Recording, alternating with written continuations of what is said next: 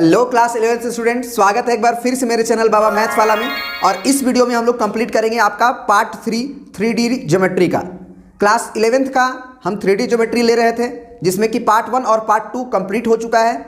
दोनों का link description में है, या आप हमारे चैनल के प्लेलिस्ट में जा सकते हैं, वहाँ से भी आप उस कंप्लीट प्लेलिस्ट को विजिट कर सकते हैं। उसमें सीरियल वाइज वीडियोज़ मौजूद है। इस वीडियो में हम लोग NCERT का एक्सरसाइज 12.2 का क्वेश्चंस को लेंगे, और वो सारे क्वेश्चंस जो आपसे फंस सकते हैं। यानी कि इसमें बहुत सारे क्वेश्चन हैं जो एक ही पैटर्न के हैं, तो उसे नहीं लेंगे, बस उस क्वेश्चन को लेंगे जो आपसे फंस सकते हैं या जनरली बच्चों से फंसते हैं। ठीक है ना। तो सबसे पहला क्वेश्चन में बोल रहा है कि find the distance between the following pair of the point. और ये पॉइंट्स बहुत सारा है, पहला है, दूसरा है, तीसरा है, चौथा है। तो हम इसमें से डिसाइड किए हैं कि 3 नंबर क्वेश्चन हम आपको बताएंगे, क्योंकि पहला में सारा पॉजिटिव कोऑर्डिनेट है, और तीसरा जो है वो बढ़िया हमको लग रहा है, इसलिए हम तीसरा बता रहे हैं। अगर इसके बावजूद भी अगर कोई क्वेश्चन में दिक्कत तो आप पूछ सकते हैं। तो सबसे पहले अगर आपको AB डिस्टेंस निकालना है, तो आप जो फार्मूला आपको बताए थे डिस्टेंस फार्मूला, कि अगर 3 डायमेंशनल ज्योमेट्री हो, ये हमारा x1 हो, y1 हो, z1 हो, ये हमारा x2 हो, y2 हो, z2 हो, तो हम क्या फार्मूला लगा देते हैं। सबसे पहले हम लोग x कोऑर्डिनेट को पकड़ते हैं और उसको डिफरेंस करके स्क्वायर करते हैं। फिर सेकेंड एंट्री को पकड़ते हैं, यानी कि y2 को पकड़ते हैं और y1 को, और उसके डिफरेंस के स्क्वायर। फिर हम z कोऑर्डिनेट को, यानी कि थर्ड एंट्री को पकड़ते हैं और उसको घटा के स्क्वायर करते हैं। तो अब यहाँ पे देखिए, यहाँ पे हम लोग क्या करेंगे कि x2 हमारा क्या है 1, फिर माइनस, फिर x1 का नाम में देखिए माइनस फिर है, तो ये भी -1 रहेगा, और इसका कंप्लीट स्क्वायर ऐसे करेंगे। प्लस y2 का मतलब -3 है, और माइनस y1 का मतलब, तो y1 में केवल 3 है, तो ये 3 ही रहेगा, और इसका कंप्लीट स्क्वायर। फिर z2 क्या है आपका 4 है, और माइनस z1 क्या है आपका, ये -4 है, तो इसमें एक और -4 लगाना पड़ेगा, और उसका बाद इसका स्क्वायर। अब देखिए ये कितना हो जाएगा, देखिएगा ये माइनस माइनस +1 हो गया, तो +1 और 1 2 हो गया, और 2 का स्क्वायर 4 हो गया। फिर प्लस ये देखिए ये -3 है, ये भी -3 है, तो -3 और 3 6 हो जाएगा, और -6 का स्क्वायर हो जाएगा तो 36 हो जाएगा, माइनस गायब हो जाएगा स्क्वायर के चलते। फिर ये देखिए ये माइनस माइनस प्लस हो गया, तो ये 4 4 8 हो गया, और 8 का स्क्वायर हो जाता है 64। ठीक है ना। अब ये देखिए, आप 36 और 64 को जोड़िएगा तो ये हो जाएगा आपका 100, और ये 4 104, यानी कि यही आपका आंसर हो गया √104। ठीक है ना। यूनिट लिख दीजिएगा क्योंकि डिस्टेंस है, तो AB is equal to √104 unit. ठीक है ना। चलिए अब बढ़ जाते हैं हम लोग। इसमें अगर स्क्वायर रूट से कुछ बाहर निकलता होगा तो आप बाहर निकाल लीजिएगा फैक्टराइज करके। अब देखिए अगला क्वेश्चन है आपका, कह रहा है कि सो दैट, है ना, so that the point -2 3 5 1 2 3 and 7 0 -1 are collinear. तो 3 डायमेंशनल ज्योमेट्री में भी हमारे 3 पॉइंट्स एक सिद्ध में आ सकते हैं, या ये भी हो सकता है कि 2 पॉइंट ऐसे हो और तीसरा यहाँ आ जाए। तो अगर 3 डायमेंशनल ज्योमेट्री में भी अगर ये आपका एक सिद्ध में पॉइंट आते हों, तो उसका कैसे हम लोग प्रूफ करेंगे, इसको समझिएगा। ठीक है ना। ये हमारे पास 3 पॉइंट्स थे। ठीक है। अब देखिए इसको प्रूफ करने के लिए आप डिस्टेंस फार्मूला का यूज कीजिए, कि अगर कुछ इस तरह का पॉइंट होता, अगर ऐसे होता, तो अगर हम A मानते, B मानते, C मानते, तो निश्चित रूप से अगर हम AC का डिस्टेंस निकालते और AB का डिस्टेंस निकालते और BC का निकालते, तो यहाँ पे आपका AB प्लस BC हमेशा बड़ा होता है AC के, क्योंकि जब भी अगर ट्रायंगल बनेगा तो 2 छोटे छोटे डिस्टेंसों का सम तीसरे डिस्टेंस से बड़ा हो जाएगा। ये ट्रायंगल का प्रॉपर्टी होती है।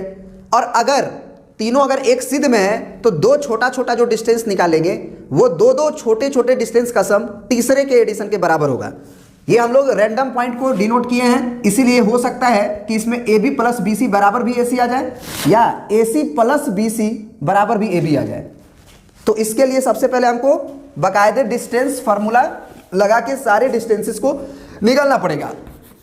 तो सबसे पहले अगर हम AB बराबर लिखें, तो AB के लिए हमको अंडर रूट क्या, पहले तो फार्मूला हम आपको लिख देते हैं। तो फार्मूला हमारा क्या हो जाता है, डिस्टेंस का हो जाता है under root x2 minus x1 का whole square plus y2 minus y1 का whole square plus z2 minus z1 का होल स्क्वायर। ये आपका क्या होता है, बेसिकली फार्मूला होता है। ठीक है ना। चलिए सॉरी, अब देखिए ये फार्मूला अगर हो गया, तो अब देखिए ये आप A और B में लगा रहे हैं, तो इस पे और इस पे टिक करिए केवल।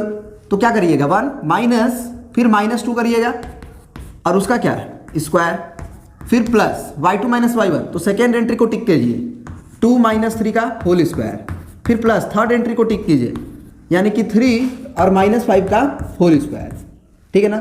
तो अब देखेंगे आप कि ए बी का जो डिस्टेंस होगा वो क्या होगा, अंडर रूट के अंदर ये हो जाएगा माइनस माइनस प्लस, यानी कि 2 और 1 3, 3 का स्क्वायर 9, प्लस ये होगा माइनस वन का स्क्वायर 1, और ये हो गया -2 और -2 का स्क्वायर 2 दूना के 4, तो 9 1 10 और 10 और 4 14, यानी कि ए बी बराबर आ गया अंडर रूट 14। अब उसी तरह से हम लोग सिमिलरली बी सी का वैल्यूज को निकालेंगे। तो एक काम करते हैं, इसको मिटा के यहाँ पे डायरेक्टली हम लोग अंडर रूट क्या कर देते हैं 14 लिख देते हैं। अब अगर हम बी सी निकालें तो बी सी के लिए भी हमारा फॉर्मूला वही लगेगा, लेकिन अब हम किसको किसको टिक करेंगे, बी को और सी को। कंसंट्रेट ऑन बी एंड सी। तो आप x2 माइनस x1 का होल स्क्वायर करोगे तो 7 माइनस 1 का होल स्क्वायर, फिर प्लस 0 माइनस 2 का होल स्क्वायर, फिर प्लस -1 उधर है ना, -1 उधर है, और फिर -3 का होल स्क्वायर, इस तरह से। तो यहाँ पे क्या हो जाएगा आपका, 7 में से 1 गया 6 का स्क्वायर 36, फिर 2 दूना के 4 और प्लस 3 और 1 4 हो जाएगा क्योंकि दोनों माइनस में ही है, तो ये 4 का स्क्वायर 16, तो 16 और 4 20, और 20 और 36 जोड़ना है तो 36 10 46 10 56 हुआ, है ना। तो 7 बटे 56 होता है, यानी कि हम इसको लिख सकते हैं ऐसे 2 इंटू 2 इंटू 2 इंटू 7, उससे क्या होगा कि 2 2 जा 4 2 जा 8 8 7 जा 56, यानी कि यहाँ से हम कह सकते हैं कि 2 बाहर आ जाएगा और ये अंडर रूट में हमारा 14 बच जाएगा, ठीक है ना। तो इस तरह से BC का डिस्टेंस हम लोग डायरेक्टली यहाँ पे लिख सकते हैं 2 अंडर रूट 14 आया हुआ है। तो AC के लिए भी हमको करेंगे, अब कंसंट्रेट होना होगा हमको A पे और C पे, A पे और C पे, बाद बाकी भूल जाएंगे। अब वो हो गया हमारा x2 y2 z2 और ये हो गया x1 y1 z1। तो फर्स्ट एंट्री पे टिक करिए और इसको घटाइए और स्क्वायर करिए, तो 7 माइनस ऑफ फिर -2 और इसका होल स्क्वायर, फिर प्लस सेकेंड एंट्री को पकड़िए 0 और 3 को, तो 0 माइनस 3 का होल स्क्वायर, फिर प्लस थर्ड एंट्री को पकड़िए -1 -5 और कंप्लीट स्क्वायर। तो यहाँ से अब AC का जो डिस्टेंस होगा वो क्या आ जाएगा, अंडर रूट, ये देखिए माइनस माइनस प्लस हुआ तो 7 और 2 9 81 हो गया, और प्लस ये हो गया 3 3 जा 9, और ये कितना हो गया आपका 5 और 1 6 36 हुआ, ठीक है ना। तो अब देखिए 81 और 9 90 हो जाता है, और 90 में 36 को जोड़ना है तो 126 होगा, है ना, 126 होगा, ठीक है। अब 126 को आप क्या कर लीजिए, फैक्टराइज कर लीजिए, आप देख पा रहे हैं ना यहाँ पे बिल्कुल। तो 126 को फैक्टराइज करिएगा आप तो 2 से जाएगा 2 छके 12, 2 चौके 8, सॉरी 2 तिया 6, फिर आप 3 से ले जाएंगे तो ये हो जाएगा 3 दूना के 6 3 एकम 3, फिर 3 से ले जाएंगे 3 7 21, यानी कि आप ये कह सकते हैं कि ये जो क्वांटिटी है हमारा वो हो जाएगा 2 इंटू 3 इंटू 3 इंटू 7, यानी सिंपल सी बात है, हम 3 बाहर निकालेंगे और ये अंडर रूट 21 आ जाएगा। तो यहाँ पे तो नॉर्मली यही बात हमारा आ गया सीधी सीधी कि AB, देखिएगा AB और प्लस अगर BC जोड़ा जाए तो वो AC के बराबर आ रहा है। AB आप देख सकते हैं कि आया हुआ है आपका रूट अंडर 14, यानी कि आप इसको कह सकते हैं 1 रूट अंडर 14, BC आपका 2 रूट अंडर 14, और AC आपका आया हुआ है 3 रूट अंडर, अच्छा 7 दूना के 14 होगा, सॉरी ये 7 दूना के 14 होगा, तो ये आपका रूट अंडर 14। और जैसे ही ये आया हम लिख देंगे this imply ABC proved, ABC is collinear proved, और यही आपको प्रूव भी करना था, ठीक है ना। अब बढ़ जाते हैं हम लोग नेक्स्ट क्वेश्चन की तरफ। देखिए अगला क्वेश्चन है आपका कि वेरीफाई द फॉलोइंग, है ना, यानी कि 0 7 -10 1 6 -6 and 4 9 -6 are the vertices of an isosceles triangle. तो अगर ये तीनों आपको प्रूफ करना है कि ये आइसोसेलेस ट्रायंगल का वर्टिसेस है, तो इसका मतलब क्या हुआ कि सबसे पहले एक रफ डायग्राम बनाइएगा, क्योंकि आप नहीं जानते हैं कि राइट मतलब जो आइसोसेलेस ट्रायंगल है उसमें ये वाला लेंथ बराबर है कि ये वाला लेंथ बराबर है, क्योंकि आप वर्टिसेस को जब रिप्रेजेंट करोगे तो रैंडम ही लोगे 0 7 और -10। तो सबसे पहले आप रफ में फिगर बनाइएगा 1 6 और -6, और फिर आपका ये पॉइंट हो गया 4 9 और -6, ठीक है ना। अब ये 3 वर्टिसेस जो आप देख रहे हैं कि 0 7 -10 1 6 -6 एंड 4 9 -6, ये आइसोसेलेस ट्रायंगल का है।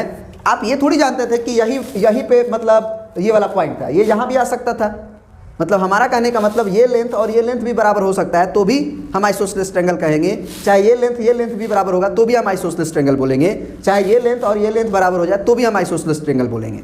तो सबसे पहले आप किसी को मत मानिए, एक रफ डायग्राम में बनाइएगा, ओरिजिनल फिगर अभी नहीं बनाइएगा। रफ में एक छोटा सा ट्रायंगल बना दीजिए और सारा डिस्टेंस निकालिए। तो ए बी की अगर बात हो तो अंडर रूट क्या होगा, सबके लिए हम फार्मूला लिख देते हैं यहाँ पे, x2 माइनस x1 का whole square plus y2 minus y1 का whole square plus z2 minus z1 का होल स्क्वायर। ठीक है ना, ये आपका क्या है, फार्मूला है। अब अगर हम ए बी डिस्टेंस निकालेंगे, अगर ए बी डिस्टेंस निकालेंगे तो ए बी में हम क्या लिखेंगे कि केवल और ए और बी पे कंसंट्रेट होना है। अभी किसी को आप x2 y2 मान सकते हो, तो चलो हम इसको x2 y2 z2 मानते हैं, उसको x1 y1 z1 मानते हैं। तो इसका मतलब इधर से उधर घटाना होगा, यानी कि 1 माइनस 0 का होल स्क्वायर, फिर प्लस सेकेंड एंट्री को सेकेंड एंट्री में से घटाइए, 6 माइनस 7 का whole square plus third entry आपका माइनस 6 है और उस माइनस 6 में से माइनस 10 घटाना है तो एक माइनस 10 और आएगा और यहाँ पे हमको ये ब्रैकेट लगा के स्क्वायर करना होगा। ठीक है ना, तो अब देखिए ये आपका क्या हो जाएगा, 1 हो जाएगा क्योंकि 1 का स्क्वायर 1 होता है, 7 में से 6 गया तो 1, ये भी आपका 1 का स्क्वायर 1 ही आएगा, माइनस तो गायब हो जाएगा स्क्वायर के चलते। फिर ये देखिए ये प्लस 10 हो जाएगा और माइनस 6 यानी कि 4 होगा और 4 का स्क्वायर हो जाता है 16, है ना 16। तो 16 और 1 17 और 1 18, ठीक है ना। तो 18 को हम क्या लिख सकते हैं, देखिएगा इसको लिख सकते हैं 2 इंटू 3 इंटू 3, 3 3 9 9 2 18। तो हम कह सकते हैं कि ये वैल्यू आया 3√2। तो अब पूरा को मिटा के हम लोग डायरेक्ट यहाँ पे लिख सकते हैं कि इसका वैल्यू आया है 3√2। ठीक है, अब आगे हम निकालेंगे BC का लेंथ कि BC का लेंथ हमारा क्या आ रहा है। तो BC का भी फॉर्मूला हम यही लिखेंगे, यही वाला, बस अब कंसंट्रेट होना है किस पे, B और C पे। तो ये हमारा BC है, इस पे कंसंट्रेट हो जाइए। अब उधर वाले को x2 y2 z2 मानिए, इसको x1 y1 z1 मानिए। तो क्या हो जाएगा 4 माइनस 1 का होल स्क्वायर प्लस 9 माइनस 6 का होल स्क्वायर प्लस और 9 माइनस 6 किए तो उधर से -6 और -6 ये तो 0 हो जाएगा, क्योंकि -6 है और माइनस हम लिखेंगे, अब फिर से उधर से भी -6 आएगा और उसके बाद कंप्लीट जब स्क्वायर करेंगे तो ये माइनस माइनस प्लस 6 और ये 6 0 हो जाएगा। यानी कि ये अंडर रूट देखिए ये हो जाएगा 4 में से क्या 3, 3 का स्क्वायर 9 प्लस 9 में से 6 गया स्क्वायर 3 यानी कि फिर से 9 और ये हो गया 0। तो 9 9 18, तो 18 ही आया अगर इसका भी, तो इसका भी वैल्यू क्या आ जाएगा आपका, ये आपका हो जाएगा 3√2। इसका मतलब ये साफ क्लियर हो गया कि AB बराबर BC है। तो हम AC निकालने की अब जरूरत ही नहीं है, हम यहाँ पे लिख देंगे this imply AB is equal to BC is equal to 3√2। Hence triangle ABC is an isosceles triangle, ठीक है ना। और फिगर अब बनाएंगे हम एक्चुअल, कैसे एक्चुअल, क्योंकि अब हमको मालूम है कि हमें आइसोसेलेस जो ट्रायंगल बनाना है उसमें B कहाँ रखना है। देखिए ये अगर AB बराबर BC हुआ है तो B पॉइंट को हमें कॉमन रखना है। तो ये लेंथ को अगर ये लेंथ के बराबर कर रहे हैं तो B आप यहाँ रखिए, A आप यहाँ रखिए और C आप यहाँ रखिए। तो इसीलिए जो B पॉइंट है आपका ये वाला, इसको यहाँ रखिएगा 1 6 और -6 अपने फिगर में। A को आप यहाँ पे रखिएगा 0, यहाँ लिख देते हैं 0 7 और -10 और C की जगह पे आप लिखिएगा 4 9 -6। क्योंकि जब हम फिगर बनाते हैं तो हम रैंडम फिगर ही बना पाएंगे ना, एक्चुअल फिगर तो हम बना नहीं पाएंगे। तो इसलिए सबसे पहले हम रफ डायग्राम में बना लेते हैं और जो डिस्टेंस इक्वल होगा उसमें देख लेते हैं कि कॉमन पॉइंट क्या है। तो B भी नजर आया तो B को हम ऐसे जगह पे लिखेंगे ताकि BA और BC बराबर हो, क्योंकि यहाँ पे BA और BC ही बराबर हुआ है। अब आ जाते हैं इसी का सेकेंड क्वेश्चन पे। अब देखिए इसी का अगला क्वेश्चन जो है आपका कह रहा है कि जो 3 वर्टिसेज हैं 0 7 10 -166 and -496 are the vertices of right angle triangle. तो अगर ये राइट एंगल ट्रायंगल है तो सबसे पहले आप राइट एंगल बना दीजिए, लेकिन आप रफ में बनाइए। क्यों रफ में बनाइए, इसका ये कारण है कि आपको नहीं मालूम है कि कौन सा पॉइंट राइट एंगल ट्रायंगल है। आप रफ डायग्राम में आप डायरेक्ट पॉइंट को लिखेंगे। आप सबसे पहले लिखेंगे 0 7 10, मान लीजिए कि ये हमारा A है, फिर आप B मान लीजिए और ये आप C मान लीजिए। तो आप B के जगह पे क्या लिखेंगे, B की जगह पे आप लिखेंगे कि -1 6 और ये 6 और C की जगह पे आप -4 फिर आपका 9 और ये 6 है। ध्यान दीजिए -6 नहीं है, -4 9 6 -1 6 6 और 0 7 10। अब ये तो आप रफ डायग्राम बनाए हैं, अब ये भी तो हो सकता है कि यही 90 डिग्री हो C पे। तो सबसे पहले राइट एंगल ट्रायंगल प्रूफ करने के लिए कंडीशन क्या होता है, पाइथागोरस थ्योरम। और पाइथागोरस थ्योरम क्या है कि दो छोटे छोटे डिस्टेंसेस का स्क्वायर जो बड़ा लेंथ है उसके स्क्वायर के बराबर होना चाहिए, क्योंकि हाइपोटेनस हमेशा बड़ा होता है। तो जो सबसे बड़ा लेंथ आएगा वो हाइपोटेनस ही होगा अगर राइट एंगल प्रूफ करना हो तो, और जो दो छोटे छोटे होंगे वो परपेंडिकुलर और बेस होंगे। तो जो सबसे बड़ा लेंथ है उसका स्क्वायर करने पे हमारा दो छोटे छोटे जो डिस्टेंस आए हैं उनके स्क्वायर करने के सम के बराबर आना चाहिए। तो सबसे पहले हमको तीनों डिस्टेंस निकालना है, तो सबसे पहले हम ए बी ही निकालते हैं। तो ए बी जब हम निकालने जाएंगे तो फार्मूला तो आप यही लिखोगे, डिस्टेंस फार्मूला। तो अब आपका ए बी क्या आएगा देखिएगा, अंडर रूट, आप क्या मान लीजिए कि इसको मान लीजिए आप, चाहे इसी को मानिए x2 y2 z2, इसको मान लीजिए x1 y1 z1, तो इसमें से इसको घटाइएगा, है कि नहीं। तो 0 माइनस ऑफ फिर -1 और उसका स्क्वायर, फिर प्लस 7 माइनस 6 का होल स्क्वायर, प्लस फिर आप करेंगे 10 माइनस 6 का होल स्क्वायर। वैसे आप किसी में से किसी को पकड़ के घटाइए, स्क्वायर करिए, कोई दिक्कत नहीं है। आपको पहले भी बता रखे हैं कि स्क्वायर होने के चलते x1 माइनस x2 का होल स्क्वायर भी करेंगे तो भी कोई दिक्कत नहीं है, क्योंकि स्क्वायर उसे प्लस कर ही लेगा। अब देखिए ये आपका हो जाएगा माइनस माइनस प्लस और 1, तो 1 का स्क्वायर 1 होगा, प्लस 7 में से 6 गया 1, 1 का स्क्वायर फिर से 1, फिर आप देखिए 10 में से 6 गया तो 4 हुआ, तो 4 का स्क्वायर आपका 16 हो जाएगा। तो इसका मतलब 16 और 1 17 1 18, तो अगर ये 18 आया इसका मतलब आप अभी अभी निकाले थे 3√2 आएगा, 3 3 जा 9, 9 2 जा 18, तो ये कहानी खत्म हो गई। अब हम निकालते हैं BC का लेंथ। तो BC का लेंथ अगर निकालेंगे तो फार्मूला अभी भी हमारा यही लगेगा, बस अब कंसंट्रेट किस पे करना है, B और C पे। तो B और C पे कंसंट्रेट हो जाइएगा। उधर वाले को x2 y2 z2 मानिए, इसको x1 y1 z1 मानिए। पहला एंट्री को पकड़िए तो -4, इधर का पहला एंट्री -1 और इसका कर देंगे स्क्वायर, फिर प्लस सेकेंड एंट्री को पकड़िए तो ये 9 और -6 का होल स्क्वायर, थर्ड एंट्री को पकड़िए तो 6 माइनस 6 का होल स्क्वायर, ये तो 0 हो जाएगा।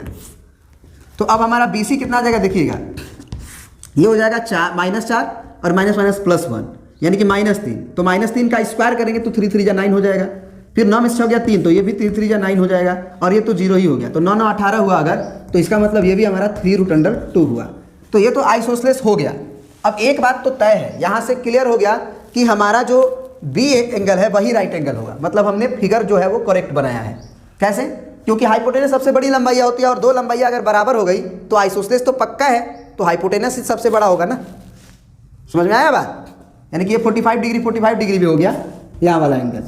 अब अगर आप हम बोले कि आप AC निकालिए तो AC में क्या होगा, x2 y2 मान लीजिए, ऊपर वाला को ही x2 y2 मान लीजिए और नीचे वाला को x1 y1 z1 मान लीजिए। तो 0 माइनस ऑफ -4 का क्या करेंगे आप, स्क्वायर, फिर प्लस, फिर आप 7 माइनस 9 का स्क्वायर करेंगे, फिर प्लस आप 10 में से 6 का घटा के स्क्वायर करेंगे। तो अब ये देखिए क्या आएगा, ये आपका हो जाएगा +4 यानी कि 16, फिर ये हो जाएगा आपका -2, तो यानी कि -2 का स्क्वायर होगा तो 4 ही हो जाएगा, और 10 में से 6 गया 4 तो ये भी आपका 16, तो 16 16 32 और 32 और 4 36 हो गया, यानी कि ये आपका AC का लंबाई 36 हो गया। तो आपको कुछ नहीं करना है, इसको भी आपको रूट में ही रहने देना चाहिए था।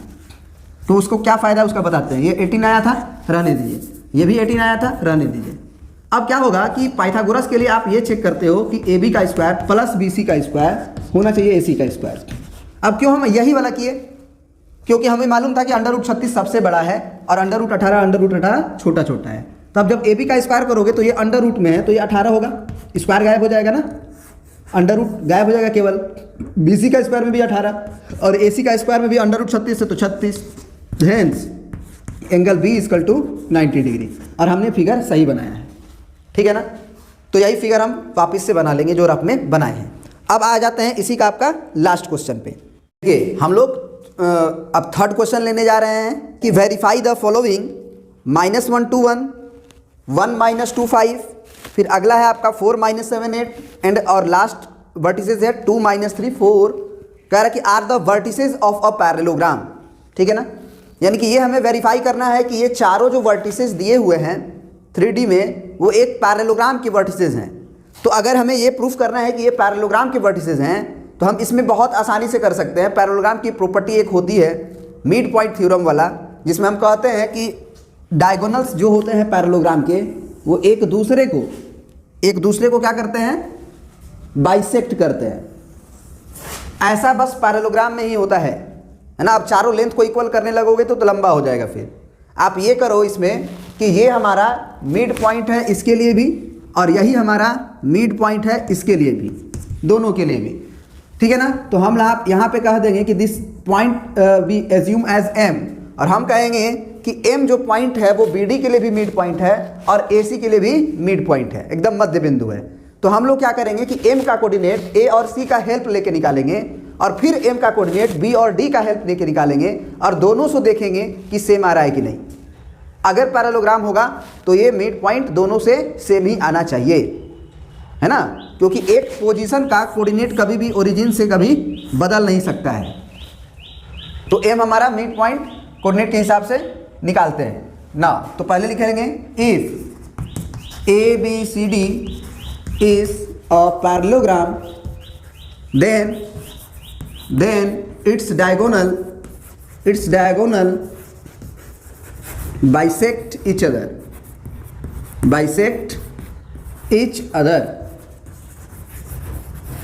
hence M is midpoint for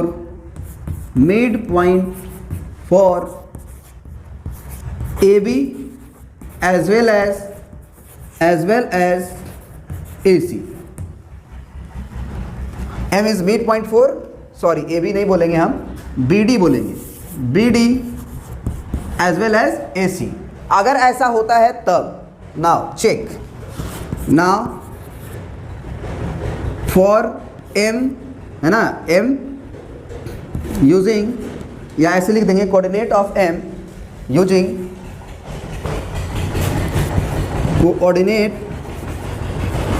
coordinate of M using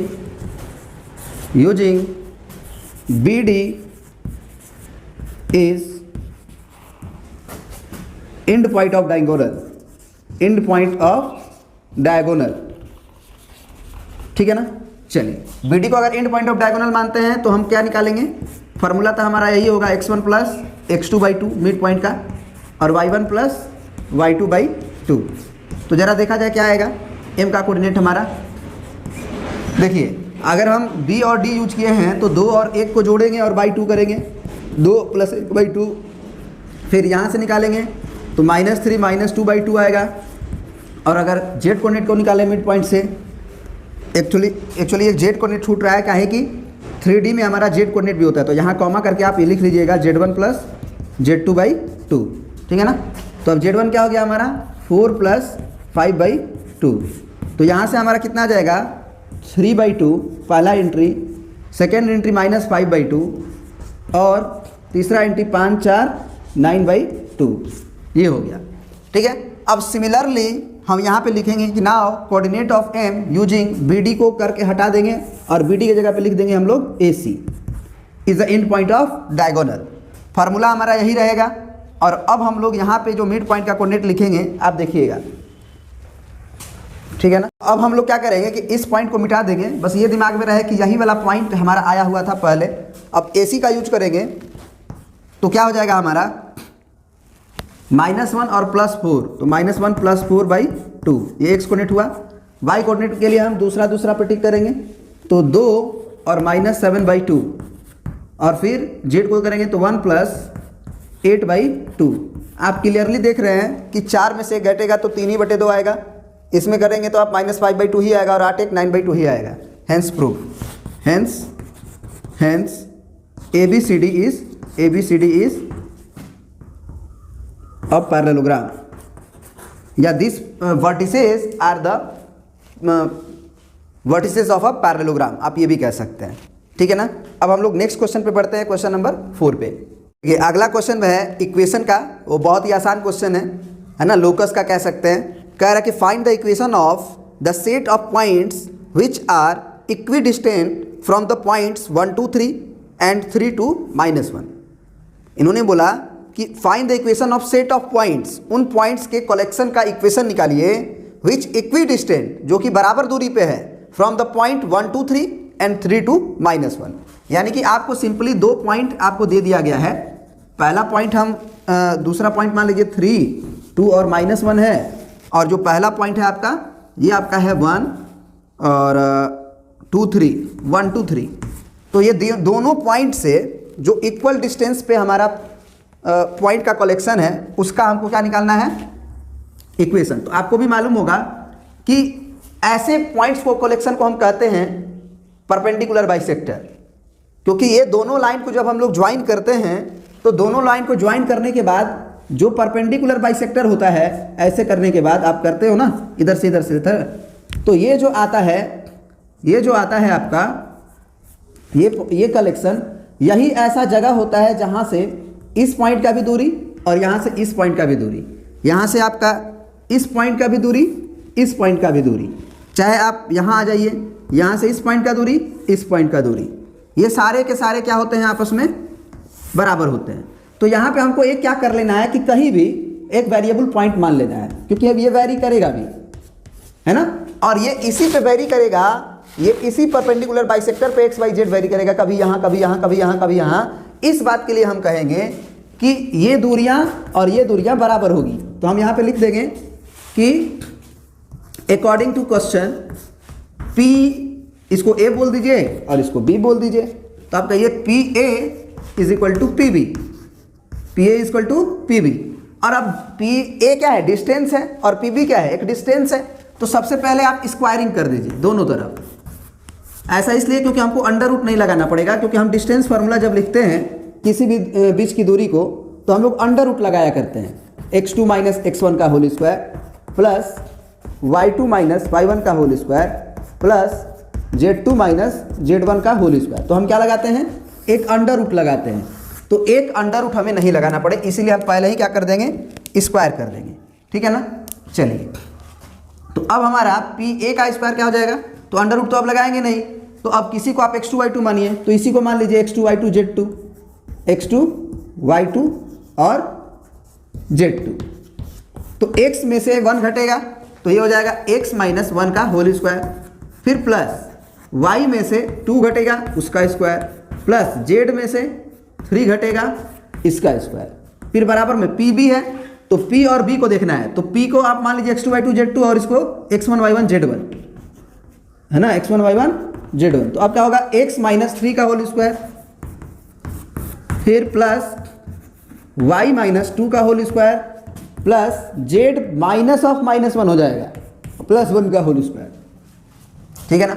अब इसको ब्रेक करिए, तो ये हो जाएगा x स्क्वायर प्लस 2a भी लिखेंगे तो 2x प्लस b स्क्वायर यानी कि 1, फिर यहाँ से आएगा y स्क्वायर प्लस 2a भी लिखेंगे, सॉरी ये माइनस होगा, है ना, क्योंकि माइनस 2a भी होता है, फिर यहाँ पे माइनस 2a भी होगा तो 2 दूना के 4y हो जाएगा, और प्लस b स्क्वायर यानी कि 2 दूना के 4, फिर प्लस यहाँ से होगा z स्क्वायर माइनस 2ab यानी कि 3 दूना के 6z और प्लस 3 3 जा 9, और बराबर के इधर हम क्या देंगे, इसका स्क्वायर।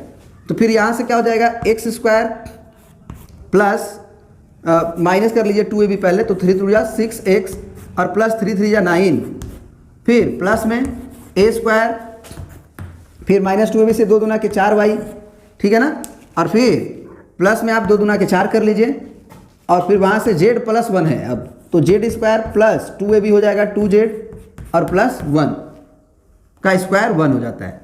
अब देखेंगे आप कि ये x स्क्वायर से कट गया, y स्क्वायर से कट गया, क्योंकि बराबर के इधर उधर है, तो जितना प्लस है उतना ही प्लस इधर भी है, तो कट जाएगा।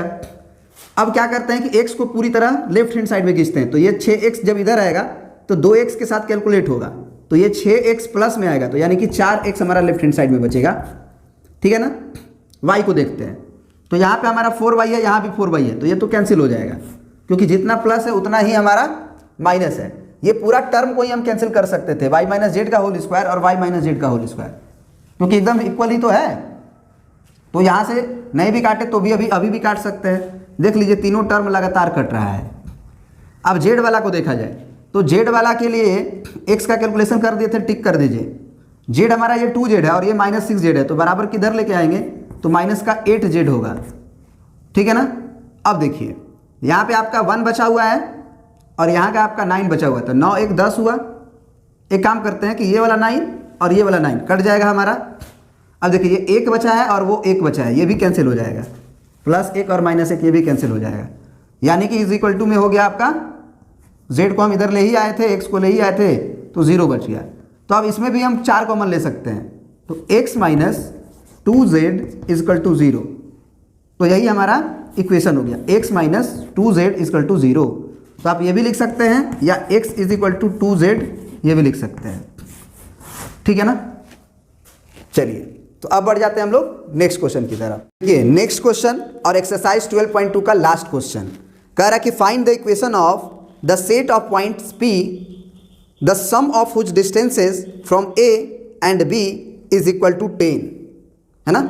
कह रहा है कि उस पॉइंट का, है ना, उस पॉइंट्स का क्या निकालिए, इक्वेशन निकालिए सेट ऑफ पॉइंट्स का। सेट ऑफ पॉइंट्स का मतलब वो वेरिएबल पॉइंट है, तो वेरिएबल पॉइंट का मतलब हुआ कि आप उसको x y z से ही मान सकते हो, ठीक है ना। तो कह रहा है कि find the equation of set of points P। P हमको नहीं मालूम है, तो P हम कहीं और मानेंगे। इनके अकॉर्डिंग कह रहा है कि P से अगर आप A का डिस्टेंस लीजिए, sum of which distances from A and B is equal to 10, यानी कि इन्होंने बोला कि आपको नहीं मालूम है जनरली पॉइंट, तो आप x y z मान लीजिए। और यहां से कह रहा है कि अब अगर A पॉइंट से अगर डिस्टेंस निकालें और B पॉइंट से डिस्टेंस निकालेंगे तो उनका सम जो है वो क्वेश्चन के अकॉर्डिंग दिया गया है PA प्लस PB और इज इक्वल टू वो 10 दिया हुआ है ना। Find the equation of set of point P, the sum of which distances from A and B is equal to 10। तो सम लिख दिए 10। तो सबसे पहले तो A पॉइंट को और B पॉइंट को हमें लिखना पड़ेगा। तो A पॉइंट का कोऑर्डिनेट क्या है हमारा 4 0 0, आसान कोऑर्डिनेट दिया हुआ है, टेंशन लेने की जरूरत नहीं है, तुरंत आंसर आ जाएगा। और ये आपका है -4,0,0, है ना, -4 0 0 और 4 0 0, ठीक है। तो अब हम क्या निकालेंगे PA। तो PA में तो अंडर रूट लगेगा क्योंकि डिस्टेंस फार्मूला हमेशा लगता ही है अंडर रूट के साथ। x2 माइनस x1 का whole square plus y2 minus y1 का whole square plus z2 minus z1 का होल स्क्वायर।